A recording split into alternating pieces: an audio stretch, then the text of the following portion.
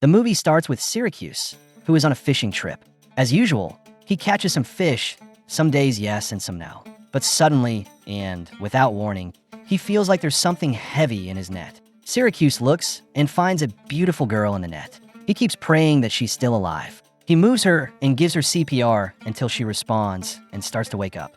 Syracuse tries to learn her identity or even her name, but she tells him that she doesn't remember anything. He keeps wondering about the reason for her being in the water. But with time, she begins to remember her old life again. She asks for his name, and he tells her she can call him Syracuse. He then tells her she needs to go to the hospital so they can check on her, but she strongly refuses. When she sees that he's insisting on taking her to the hospital, she threatens to throw herself into the sea. Syracuse keeps watching her, sensing there's something big behind her. Being a curious person, he decides to agree with her decision and promises not to tell anyone she's there. He takes her with him. When they get to the house, she asks whose place this is. Syracuse tells her that this house belonged to his mother. He adds that his mom used to love staying away from people and that she passed away. He was very attached to her. Syracuse gives her food and something to cover herself with. Before he leaves, he tells her she's going to stay in the house until he figures out what's going to happen next. Syracuse then goes to his daughter, Annie, who lives with her mom, Maura. Maura is separated from him and married to another guy named Alex. We learn that Annie has kidney failure, and Syracuse is responsible for taking her to the doctor for her dialysis sessions. He takes her by car and gets her to the doctor. While she's getting her session, Annie asks Syracuse to tell her story. Syracuse tells her a story about a fisherman who found a girl that showed up in his net during a fishing trip. Annie says that it's a mermaid, but Syracuse tells her it wasn't a mermaid. She suggests that maybe the girl is one of those who the sea throws on land because she lost her seal skin.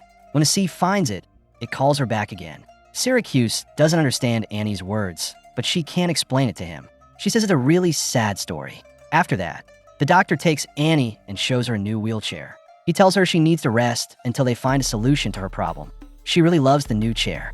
Afterward, Syracuse takes her back home and runs into the priest, her stepdad, at the door. After Syracuse says goodbye to his daughter, he meets his ex-wife, Maura, who's always fighting with him. But he doesn't care about what she says and leaves. Syracuse goes back to the house where he left the girl he knows nothing about. He is shocked when he doesn't find her in the house. But when he searches around, he finds her sitting, washing the clothes she was wearing, and singing. She asks if he expected her to leave. He tells her, yes, I actually did expect that. He also tells her that the jacket she's wearing belongs to his mom. She tells him she didn't find anything else to wear, so she had to wear that jacket. Syracuse is getting his boat ready to go fishing when the girl asks him to go with him on his fishing trip. Syracuse refuses. The girl asks why she can't go with him. Syracuse tells her that she probably doesn't want anyone to see her. When he sees she's upset, he changes his mind and agrees to take her with him. He tells her that since she remembered the song she was singing, it means her memory will come back soon. The girl tells him he can call her Ondine, and the word Ondine means the girl who came out of the water. While he's throwing his net, Syracuse asks Ondine to sing the song she was singing earlier. The moment she starts singing, he realizes she has a beautiful voice. Syracuse notices that his net is suddenly full of fish. The strange thing is, every time he throws the net while she's singing next to him, the net fills with fish quickly. Syracuse is surprised by what's happening, and it feels like a miracle to him. He tells Ondine that her voice brought him luck. He takes the fish he caught that day to sell, and when he gets his money, he goes to a clothing store. He buys a dress for Ondine because she was the reason for his good fortune, and also because she doesn't have any clothes. It's kind of like a thank you from him to her. Later, Syracuse goes to pick up Annie from her school. He has a fun little race with her in his car while she's in her wheelchair. Syracuse asks Annie if she remembers the story he told her. He says that the girl who came out of the water also knows how to sing, and her voice brings good luck to the fisherman. Annie responds by saying that for sure, the girl who appeared to the fisherman isn't human. She explains that underwater creatures appear when they hear her voice, and maybe that's how they communicate. Syracuse tells her that this is a story he chose just for her. At that moment, Annie arrives and meets Ondine, who has just come out of the sea. Annie tells Ondine that she always knew her dad's story was real and that the girl in the story really exists, and he didn't make it up like he says. Annie introduces herself and tells Ondine that Syracuse is her father, and he's a fisherman. She also tells Ondine that she has kidney failure. Ondine becomes upset when she hears this from Annie. Annie starts asking Ondine if she has any magical powers. Ondine replies that she doesn't know what Annie is talking about. She says the world she came from is definitely the one under the sea, and that the sea will call her back soon if she doesn't find her skin and bury it on land. Annie then says goodbye because she has to return to her mom. Ondine tells her that she'll definitely see her again. At that moment, a strange man shows up. He's been watching everything that's happening without getting involved. Syracuse approaches Ondine and asks her to come with him on a fishing trip. At that time, he sees her wearing the dress he bought for her. He tells her that she won't have to see anyone else as long as she doesn't want to. Ondine agrees and goes with him on the boat. She helps, but while she's doing what he tells her to do, they see an inspection crew passing by. The moment she sees them, she hides. Ondine moves the tiller with her foot to make sure she's not visible to anyone.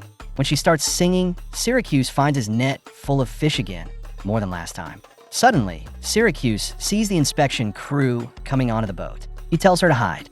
At the same time, Syracuse does something smart. He lets them search until they find Ondine. After that, they leave her and get off the boat. Syracuse tells Ondine that she wasn't just in his imagination and that other people could see her just fine. Ondine becomes worried when she finds out that they saw her, but Syracuse reassures her. He tells her there's nothing to be scared of from people and that the way they look at her is normal. He gives her courage to stay on the boat like normal. At that moment, the man who's been watching them from a distance shows up and hides behind a rock. After that, Ondine walks around the city with Syracuse and Annie. She goes to buy more clothes for herself. When Annie visits her grandmother's house, where Ondine is currently living, she finds that Ondine has taken care of it and cleaned it up. Ondine learns from Annie that she loves water and swimming, but has never tried to stand up before. So Ondine decides to help her and takes her to the sea, teaching her how to swim. While they're in the water, something hits Ondine's leg. When she pulls it out, it's the coat she's supposed to bury so she can stay living on land forever. Annie was testing Ondine to see if she's a mermaid or not, and she lets herself fall into the water. Ondine quickly runs to her and saves her from drowning. After that, Ondine's relationship with Syracuse and Annie grows stronger, and they become very close. Syracuse starts getting closer to Ondine, and he begins to really like her. He doesn't know how he'll be able to live if Ondine disappears from his life. Then, the mysterious man who's been silently watching shows up again. He asks Syracuse about Ondine, but Syracuse doesn't care about his questions and simply leaves. Later, Annie is sitting with Syracuse when the man finds Ondine's location. Ondine tries to hide from him as much as possible, but he actively searches for her. Ondine manages to escape the house and hide. The man enters the house and turns everything upside down, trying to find her, but he can't. He gets into his car and starts searching for her around the city like a madman. Syracuse later shows up and finds Ondine sitting alone. She tells him that she remembered everything.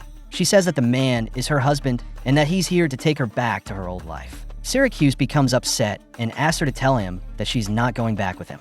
But Ondine tells him that she can't do that, even though she wants to stay with Syracuse. Syracuse tells her to wish for it, and it will come true. But at that moment, Ondine wishes that Annie gets cured of her illness. At the same time, Annie is with her mom Maura and her stepdad. They're driving home, but Maura is drunk and crashes their car into the car of the man who's been looking for Ondine. Later, Syracuse and Ondine arrive at the scene, and he runs to his daughter the moment he sees her. They take Annie to the hospital, where they find out that Maura's husband is dead. Syracuse checks with a doctor about his daughter's condition, and the doctor tells him that Annie needs a kidney transplant. What shocks everyone is that Maura's husband is a match, and the surgery is a success. At the hospital, Ondine meets the mysterious man again. He tells her she has to go back with him, but she refuses. He then says that the police want to talk to them. Ondine is confused about what to do. Maura finally agrees to let Annie stay with Syracuse, and she leaves her daughter to live with him. After that, Syracuse starts drinking again because he's afraid of losing Ondine if she returns to her old world. Under the influence, he goes to Ondine, takes her hand, and pulls her away, leaving her alone on the island. Syracuse then goes back home to settle with his daughter. While Annie is watching TV, the song Ondine used to sing comes on. Syracuse hears it and feels guilty, so he goes back to the island where he left Ondine. He finds her sitting alone and cold. Syracuse approaches her, and Ondine starts telling him about her world. She reveals that she used to smuggle drugs with her husband Vladik. During one of their smuggling trips, the police surrounded them at sea. Since she knows how to swim, she jumped into the water and ended up in Syracuse's net. But the police arrested her husband, and he managed to escape later. Now he's back to take the stash she ran off with. She tells Syracuse that her real name is Joanna. Syracuse returns to the house with Joanna and finds Vladik inside. Vladik threatens Syracuse, saying he'll kidnap his daughter unless Joanna gives him back his drugs. A fight breaks out between them, and Joanna fears that Syracuse and Annie will get hurt because of her. So she decides to tell Vladik where the stash is. She goes to get the catch she hid earlier with Annie and shows it to him. But to their shock, it's not there. Joanna asks Annie about the stash, but Annie tells her she hid it far away because she wanted her to stay with them. After that, Annie changes her mind and takes them to where she hid the stash, on her dad's boat. The moment Vladik gets hold of his stash, Joanna pushes him into the sea because she knows he can't swim. That's how his life ends. After that, it's revealed that Joanna can't stay in Ireland because it's not her country. If she wants to live there, she either has to apply for asylum or marry an Irish citizen. Syracuse decides to marry Joanna. He goes with her to get married, so they can live in peace with Annie. And that's how the movie ends. See you in the next recap. If you're vibing with the video, make sure to slam that like and spill your opinions and comments. I'm hyped to read them. And yo, gotta subscribe so you catch all the straight fire recaps coming soon.